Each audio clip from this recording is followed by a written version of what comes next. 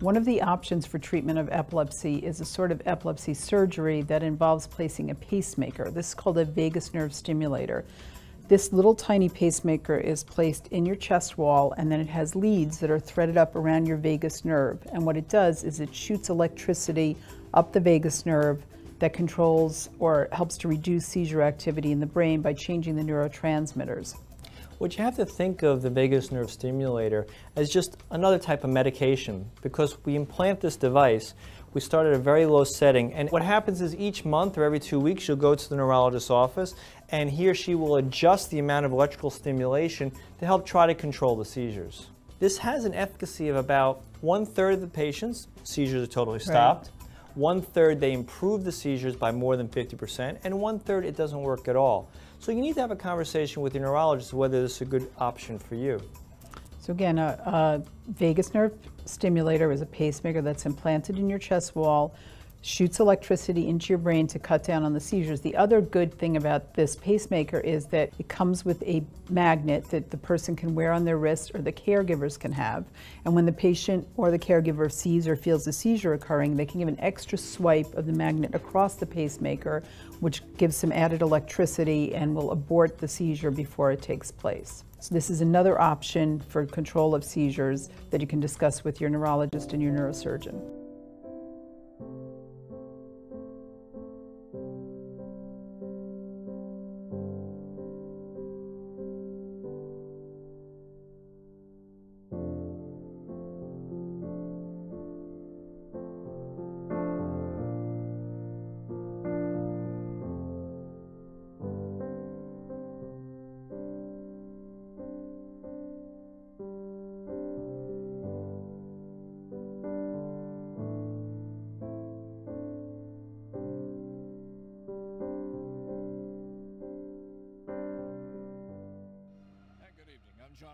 And I'm Kelly Ring. Thanks for being with us, everybody. Well, it's become one of the most talked about issues in the country, medical marijuana. Here in Florida, supporters are making a big push to get it on the ballot. And before you make up your mind about medical marijuana, tonight you're going to want to hear from a mother in Lithia who says her 12-year-old son needs the drugs to battle a rare disorder.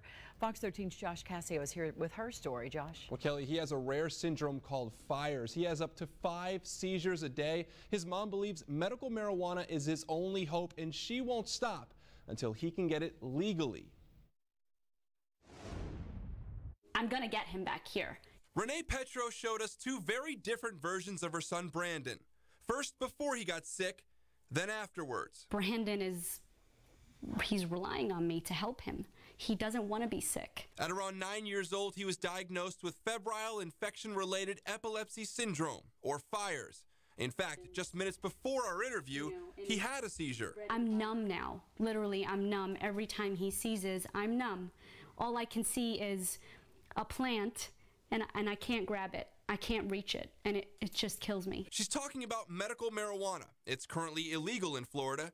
She believes it's her son's last hope. He currently takes several harsh medications, some of which she says causes him suicidal thoughts. Mommy just gave you some medicine. Mommy, you'll help me to make it. Yeah. Because I want to. Unfortunately, I had to diastat him. Mommy, I'm so sad. Leave me alone.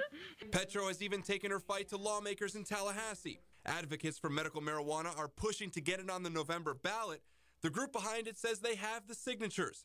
But opponents still aren't convinced. We spoke with Calvina Fay, the director of Drug Free America, earlier this month. This initiative that is proposed is really not about medicine. It is about legalizing and making marijuana socially acceptable. But if it means saving her son, Petro says she won't give up. I know that when I die, I will die at peace because I did everything for my son. That's my duty as a mother.